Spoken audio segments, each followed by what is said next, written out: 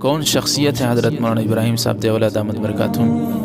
محترم حضرات، یہ وہی شخصیت ہے تبلیغی جماعت کے ایک بہت بڑے بزرگ حضرت حاجی عبدالوہاب صاحب رحمۃ اللہ علیہ فرماتے تھے کہ جب حضرت مولانا ابراہیم صاحب میرے پاس ہوتے ہیں تو مجھے یوں محسوس ہوتا ہے کہ میں حضرت مولانا الیاس صاحب رحمۃ اللہ علیہ کی صحبت میں ہوں، اور فرماتے تھے کہ مولوی ابراہیم تم میرے پاس بیٹھا کرو۔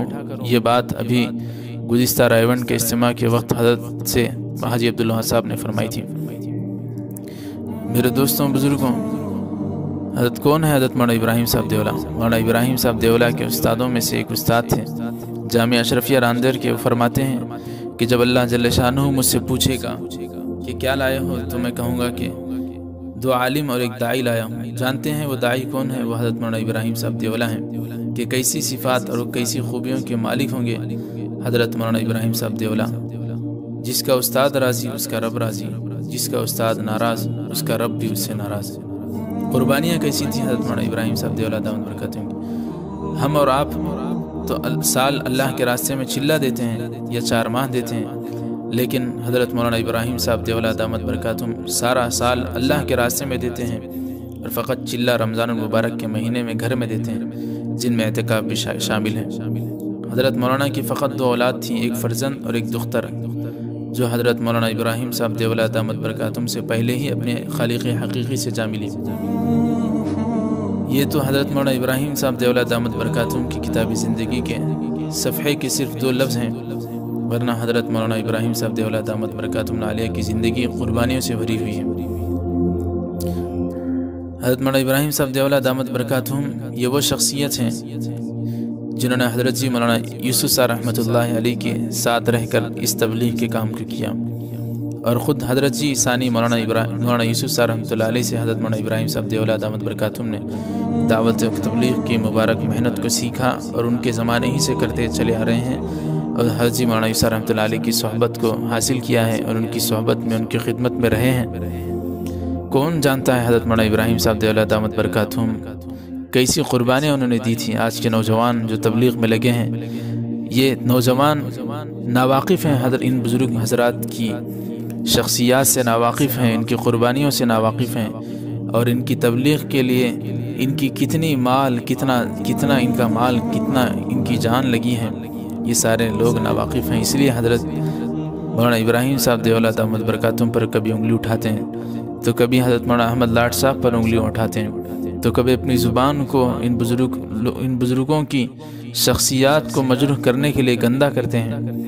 یہی مولانا ابراہیم دیولہ ہیں جنہوں نے کام کو حضرت جی مولانا انعام الحسن صاحب رحمۃ اللہ علیہ کے سامنے رہ کر سیکھا تھا، ان کی خدمت میں رہ کر کیا تھا، اور انہی کے ساتھ ایک سال کبھی مولانا سعید احمد خان صاحب رحمۃ اللہ علیہ کے ساتھ لگایا کسی ملک میں، تو کبھی حضرت جی مولانا انعام صاحب رحمۃ اللہ علیہ کی صحبت میں رہ کر اس کام کو سیکھا۔ یہ وہی بزرگ ہیں جن کے متعلق ہم بار بار سنتے ہیں کہ حضرت حاجی عبداللہ وہاب صاحب رحمۃ اللہ علیہ کے معتمد خاص تھے۔ حضرت کی موجودگی میں تقریباً حضرت مولانا ابراہیم صاحب دیولہ دامت برکاتہم ہی کے ریونڈ میں بیانات ہوتے رہے ہیں، اور انشاءاللہ آئندہ بھی ہوتے رہیں گے۔ اللہ تعالی ہم سب کو واقعی میں ان بزرگوں کی قدردانی کی توفیق نصیب فرمائے۔ یہ ہیرے ہیں اس وقت دعوت و تبلیغ کے، انہی کے پاس دعوت و تبلیغ کا خزانہ موجود ہے۔ یہ اصولوں سے واقف ہیں، کام کی اونچ نیچ سے واقف ہیں، کام کی پرانی ترتیب سے واقف ہیں، پرانے نہج کو سمجھتے ہیں، کس میں نقصان ہے کس میں فائدہ ہے یہ حضرات جانتے ہیں، کیونکہ جس آدمی کی زندگی پوری اس کام میں لگی ہے، اگر وہ نہیں جانتا تو آج کا 4 مہینے لگانے والا جانتا ہے۔ جس کی زندگی پوری نظام الدین مرکز میں گزر گئی وہ نہیں جانتا تو کیا آج کا چلہ لگانے والا جانتا ہے؟ یہ لوگ اب چلہ 4 مہینے لگا کر تبلیغ میں لگے ہیں، اور یہ انگلیاں اٹھا رہے ہیں ایسی شخصیات پر جن کی زندگیاں اس دعوت و تبلیغ کی مبارک محنت کے لیے لگ چکی ہیں۔ ایسے جاہلوں سے اللہ تعالیٰ امت مسلمہ کی حفاظت فرمائے، ایسے ناہنجاروں سے اللہ تعالیٰ دعوت و تبلیغ کی محنت کی حفاظت فرمائے، ورنہ ان لوگوں نے بہت محنت کر کے اس دعوت تبلیغ کے کام کو بگاڑنے کے لیے بہت محنت کی ہے۔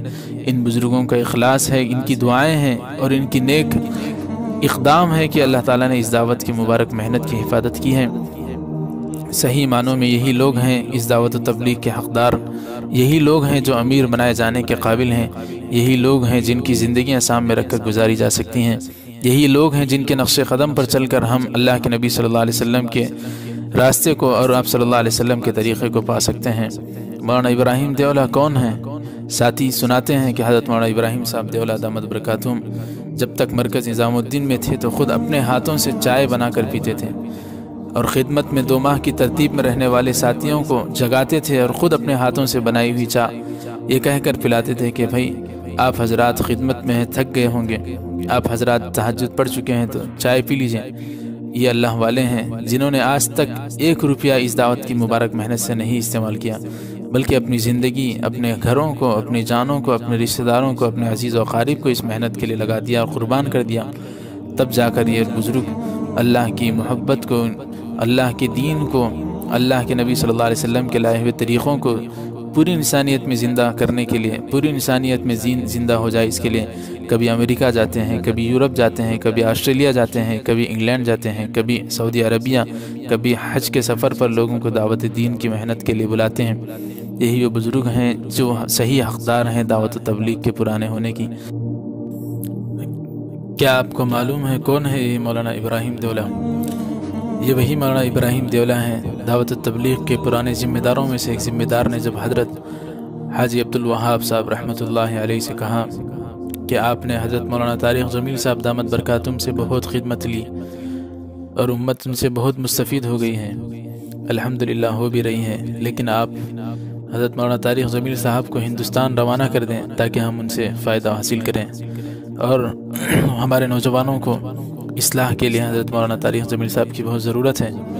تو حضرت حاجی عبدالوہاب صاحب نے کیا جواب دیا آپ کو پتہ ہے؟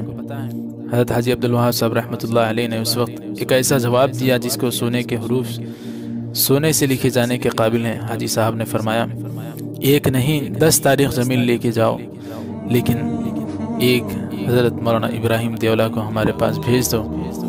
یہ ہے وہ شخصیت اور یہی ہے وہ بزرگ جس کو اللہ کے ولی جانتے ہیں، اللہ کے اولیاء پہچانتے ہیں۔ اللہ تعالی ہم سب کو صحیح معنوں میں ان بزرگوں کی قدردانی کی توفیق نصیب فرمائے۔